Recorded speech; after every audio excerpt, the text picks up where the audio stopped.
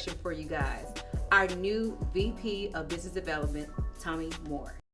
Hey guys, it's Tommy with NPR Title with Tommy Talks Title Tuesday. Let's get into this. Hey guys, this is Tommy. Thank you so much for joining us again for another episode of Tommy Talks Title, the podcast. We're just really on the move, like technically on the move. I'm actually in my car, so just created like a background so I won't get distracted myself. But we've got an amazing person that is going to join us today on our stream, on our podcast. It's Scott Cunningham with Pillar to Post Home Inspections. Scott has been very diligent in reaching out to me, sending information about his organization, his company. Like the fact that he reaches out, responds to emails, like it reaches me in every form of fashion, text messaging. I know this is a guy that we need to have in our Rolodex, right? For all the young folks, in our phone. That's not. But without further ado, I am going to bring Scott up. We're going to talk Pillar to Post, exactly what Scott does. We're going to ask some questions, get to know him a bit, and I want you guys to support Scott. So welcome to the stream, Scott. Hi, how are you? I'm good. How are you? I'm good. It's been busy. That's a blessing. That is definitely a blessing. Yes. I told you, like I was in my car earlier today. We had 12 closings, so it was super busy at the title office, which is definitely good coming out of the season that we've been in because it's been kind of slow.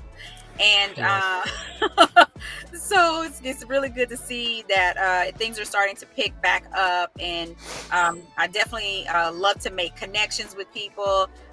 We've been trying to get together for quite some time, whether it was to host a CE. And now that I started this podcast, I'm like, you know what, Scott, I need you to be on this podcast because, I just really love, your work ethic. Even just your follow-up. Like, I truly appreciate that. Thank you. It's very important in what we do for sure. Yes, absolutely. So what I want you to do is I'm going to go through a few questions, but we're just going to have a conversation. Now, let you know, this recording goes by really fast.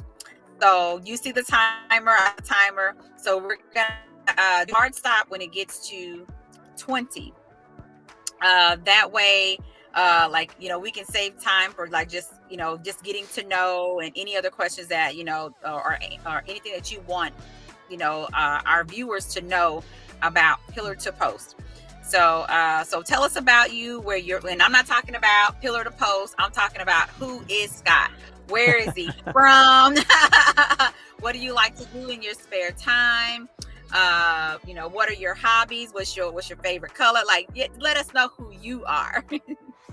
Well, I'm a typical father of 3 older children. I used to have a life, and now it's pretty much revolves around them and what they're doing. I have my oldest son lives up in Denton, and he graduated North Texas, and my daughter graduated Midwestern State, and she came home, and she's living at home, saving money. She's a school teacher in Arlington. I love it. Yeah, and my youngest just graduated the Naval Academy in May, and so congratulations! Well, thank you. Absolutely. His favorite thing to say now is it just warms my heart when I hear it. When someone says it, he looks at him and says, "You're worth it." He doesn't say thank you. He says, "You're worth it," which is really just empowering to me. I love that. I love that. That's he's my hero. I live through him. He's an amazing kid. They're all amazing. Not to discount any of them. Oh yeah. We have our favorites, all of them.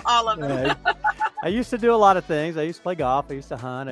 But now with pretty much all the kids grown, my wife and I like to go out. We've got a little place out at Richland Chambers Lake we like to try to go to on the weekends if I'm not working, and just hang out, take our boat out on the Richland Chambers and just enjoy the time that we have. And we have friends from time to time, but we don't do much. We're my wife is retiring. She gets to retire after 32 years with HEB grocery chain. next year. So she's looking forward to that. And she's made it clear I've got to work 10 more years. Well, it's just 10 more, so keep going. Yeah, there you go. There you go. So no, I've done quite a few things. I was an athletic director. I was a commercial manager, church and some commercial properties. Okay. And about 6 years ago, well, actually about 8 years ago, I started kind of looking around at what I wanted to do for myself, my own business, and stop working for other people. And this just kind of fell like a natural fit. I talked to some people in the industry, and I've been doing things of this nature for a long time, for most of my adult life, and just dug into it and really enjoyed it. Decided to go with a franchise to make sure that I was taken care of on the marketing and some of the things that I just didn't know anything about. Listen, Yeah, that's the hard part. Yeah, it is the hard part. I mean, well, I'm the VP of Business Development at NPR Title, and I've gotten some feedback from folks. Oh, aren't you the marketing girl? I'm like, no, I'm not. I'm the VP of Business Development. However, that crosses over into anytime you're doing some sales, it crosses over into doing some marketing. So I've kind of trying to make myself comfortable in this space. And then that's how this podcast came about, because I'm having to tap into, reaching people where they are. I'm noticing that a lot of folks that are on LinkedIn are the ones that actually watch these podcasts a lot more. And it's because, us working folks, we're busy during the day, and, they're, looking on LinkedIn, making connections, and they come across the podcast. They're like, oh, well, let me click on it. And, and the views are like, they're increasing, but it's definitely coming from LinkedIn. But I'm not, but as we discussed, like, the time goes by fast, so we can keep chit chatting, and next thing you know, the timer will be up. So, so I sent you some questions, and so we'll go through those questions, and that way, because working in title, there's not really much to talk about. We work as the neutral third party, but oftentimes that somebody calls and says, a home inspector, somebody who does surveys, somebody that does this and does that. And we like to have those numbers in our back pocket. But, if they're not working with NPR Title, they still need to know who they can reach out to and rely on. And so in that, even tell even the newer real estate agents, what it is that you do. And so that's what these questions are going to cover. And, I've sent them to you, so I won't, throw you off and answer any questions. But we'll, absolutely. So we'll start with the first one. Can you provide an overview of the role of a home inspector in real estate and the title industry? No, well, not in the title industry, but, home inspector in the real estate industry, and why it's important for both buyers and sellers. I think first and foremost, what's important on the overview is that most inspectors, and I'm going to talk in general terms, so I don't mean to talk for everybody personally, but I think it's a whole in the industry. We as home inspectors do our best to speak for the house. And I think sometimes there's a feeling or belief that the buyer is, we're there to help them make the decision to buy the house. And while some of that's true, we're actually there to just say, hey, here's what we're finding, and here's what we're saying you should probably take address to, look at it, and pay attention to these things. And we have a ton of standards, which is great. It forces us to make sure that we're following these guidelines for the best interest of our clients. Sure. When I'm done, I'm able to help educate really the buyer, but when I'm done, the buyer can get back with the seller, and he's able to talk to the seller and disclose whatever the seller's willing to ask for. And they're both better educated about what needs to be done to move forward in the process. Right. And that's, at the end of the day, that's all we're really trying to do. We're not trying to, I'm not trying to convince somebody to buy a house. Sure. That's not my job. And I can definitely see where somebody would be like, and I know I would be like, look at you like, Dad, like, is it good? Like, is this a good one? Like, I get that a lot. Would you buy this house for your daughter? I can't answer that. There's too many Yeah, factors. No, I can't tell you absolutely. that. Yeah. Well, that's definitely good. So tell me, because as you were talking, when you describing like what what you do as a home inspector, can you, in your experience, can you maybe share some common misconceptions about home inspections? I think one of the biggest misconceptions is that we are when we call something out or we see something that isn't necessarily right, there's a belief sometimes that I'm calling it out as though I'm an actual plumber or I'm an Okay. electrician. Yeah. And so we have to really relay that message at the end of the inspection. We try to relate at the beginning, but there's just so much going on, and COVID has changed our industry so much. I mean, everything is happening yesterday. Quick example, I got 2 calls today. Both of my realtors wanted my fastest response time before they submitted the offers because they knew that that was going to be key in being able to get their offers accepted over somebody else's.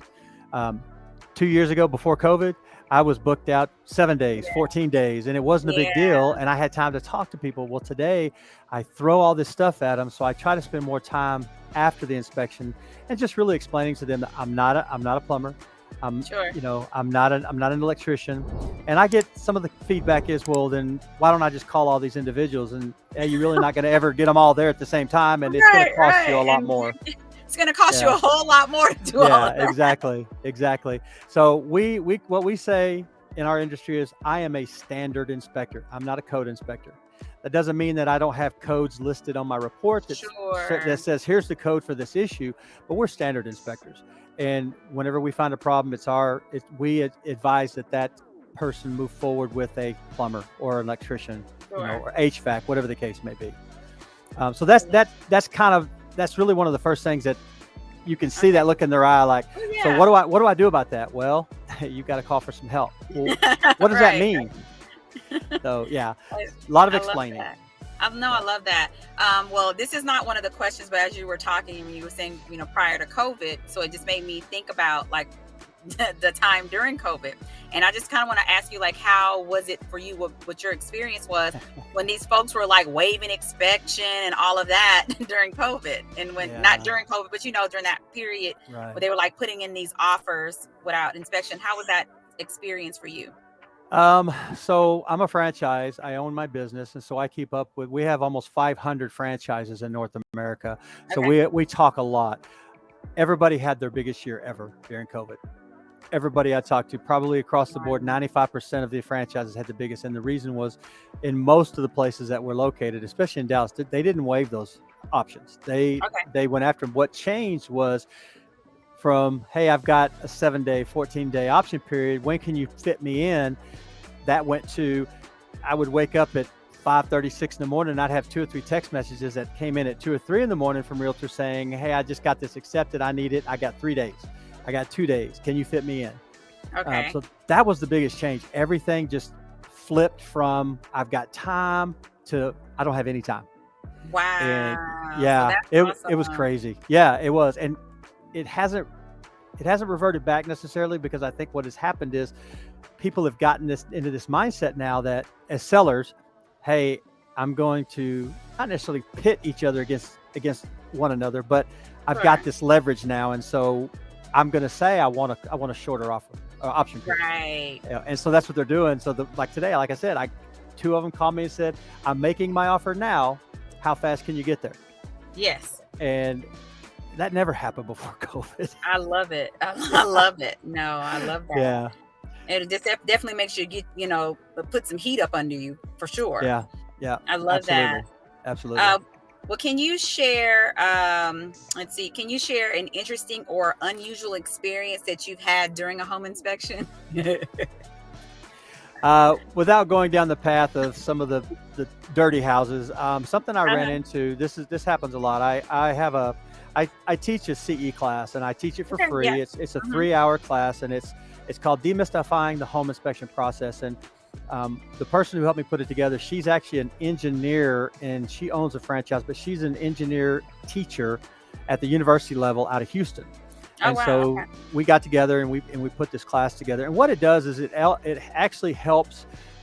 explain why we do what we do and why we say what we say, and what to do for the listing or the buyer's agent or the listing agent, excuse me, how they need to be ready, and what things they can do to be more prepared for the home inspection. Okay. So that being said, a lot of people they have this misconception that a brand new home is like buying a brand new car. Everything should be working fine, and I don't need anything else. Right. That's really not true. Case in point, 2 weeks ago, I was on an inspection. I got hung up on a GFCI issue, which is a ground fault circuit interrupter outlet in the kitchen. Okay. Anytime you're around water, you'll see those little outlets with the buttons. Okay. Yeah, those are ground fault circuit interrupters. If they get wet or something causes a short, they cut themselves off so nobody gets shot.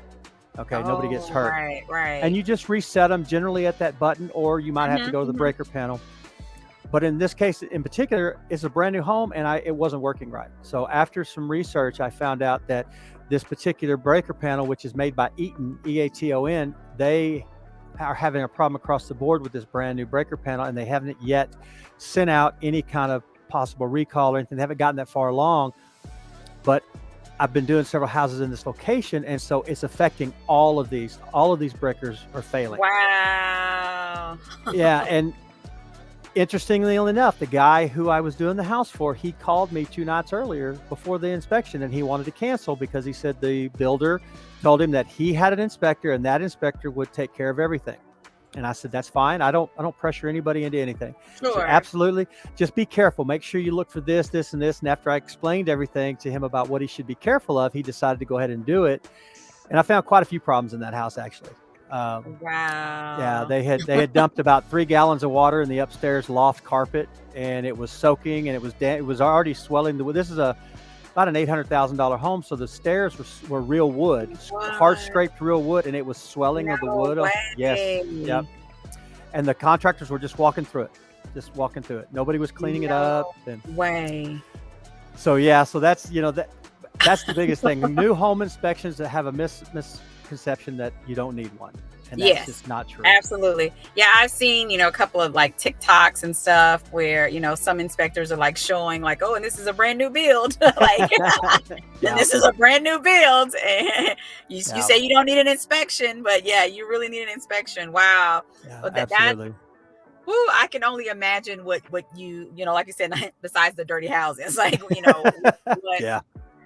what you experience, in that, and I'm trying to like put in my head, like, you're not there to tell somebody whether or not they should buy the house, like you're going through and, does this check out? And I know, VA loans, I believe, if I'm not mistaken, like VA loans, it may not pass inspection, but they're not going to pay for it, yeah, you figure it out, and so I have a few relatives who are interested in buying homes, and they keep pulling these, listings, and they're like, oh, well, it'll be fine. And whether they're on the road or still stationed somewhere, they're like, oh, well, you go look at it for me. I'm like, no, I'm not going to go look at anything for you. If you want to know about a house, you need to, have an inspector go out there and check it. Don't buy a house sight unseen. Yeah. No, probably not a good idea. No, that's not a good idea at all. Well, let me ask you this. Things are just evolving. They're evolving, whether it's technologies, whether it's just processes, how we do things. Tell me how the home inspection industry has changed over the years. Like if there are any new technologies, any new methodologies that are being utilized to improve the inspection process. Right. So I think the biggest change in the last couple of years has been the digital age, if you will. Prior to us working off, for instance, all of my software is on an iPad. So my software, I actually have the iPad as I go through the house. It has my software on it. It has my inspection on it. I can speak into it. I can take pictures that go right into the category. Prior to that, it was called one of the options was called Chirp. So you would literally go around, take pictures, speak into a microphone or a recorder, then go back, sit down, and start typing it in. So it would take longer to do. It was the best process at the time, but now home inspectors that were going in and doing a 2,500 square foot home that might have taken on the old way 3 or 4 hours, it's taking them 1.5 to 2 hours now. Wow. Because we can put canned comments into these areas that are common all the time, and instead of always having to put that information, it's already there. We just tap it and go. So it's making things faster and cleaning things up for the buyers and the sellers. I absolutely love it. Yeah. Well, I mean, you've enlightened me in just, a short period of time. Yeah, that was fast. It was fast. No, I did not tell you, it goes by fast. Yes. And so like what I'm having to start to do is like watch the time, because we'll be talking for 45 minutes and I'm like, who's going to watch a 45-minute video? Exactly. Not me. So I'm like, just make sure like, we keep them short and sweet, people will watch it, they'll take some, value from it, they'll see, I'm gonna put your email address up here. They'll see your email address and they'll actually reach out to you. But what is something that you would like to share? And whether, because, I'm here to help you. We're NPR Title. Our slogan is, making partners in real estate. So, how can we help you and, our viewers, whether they're watching it or listening to this podcast, how can we help Pillar to Post? I think probably the biggest step forward for us is for me to be able to come in and teach that free class. Okay. They get 3 hours, so it's not for nothing. I do bring mimosas, so that's an encouragement. Right. But I have found, I've done it many times. And what I found is I'm getting people who've been in the industry 30, 40 years are asking me after the class, I had no idea that that's why you did that, or that's why it's done this way. And for me, that's the biggest takeaway. And that's the biggest positive is, okay, I'm reaching people who've been doing this forever, who really, by their own admission, didn't really feel like being there. They were just taking advantage of the mimosas and the free 3 hours. Yeah, absolutely. But it's huge. And if there's an opportunity I can have, whether it's with 5 people, 10 people, 20 people, I would love the opportunity to come in and teach that class and really help bridge that gap. Well, Scott, let's make it happen. Absolutely. Let's see. What I'll do is, even when we get off this podcast, or this weekend sometime, I'll send you an email. Let's do it, because you provided some value, even for me to be able to, share with folks. I like to ingest, what your business does and then share it with, people that I have an influence on. I get phone calls all the time about all types of things. And I'm like, yeah, that's not my wheelhouse, but I know somebody that can help you.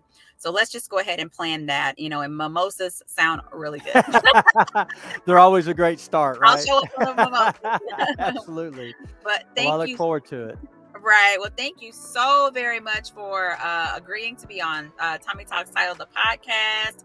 I'm sure we will do many things together in the future. Don't hesitate to reach out to me if I can ever be of any assistance to you. And but just hold on for me for just a second. Absolutely. All right. Thank you. All right, folks. That was Scott Cunningham with Pillar to Post Home Inspections. Like I said, Scott has followed up with me. It escapes me like where we met, but ever since we have met or came in contact with one another, he has literally stayed in contact. And that is definitely the type of person, business professional that I would like to have and keep in my Rolodex, because that person is reliable. So if you have any questions about home inspection, if you need a home inspector, don't hesitate to reach out to me or reach out to Scott. I'll definitely put you in contact with them. But we're here each week to provide some valuable insight. We try to bring guests that definitely add value, not only to you personally, but to your businesses, especially in real estate. But please continue to join us each and every week as we continue to grow and develop NPR Title, and we continue to grow and develop Tommy Talks Title, the podcast. But as always, I'll see you in the closing room as soon as that title clears.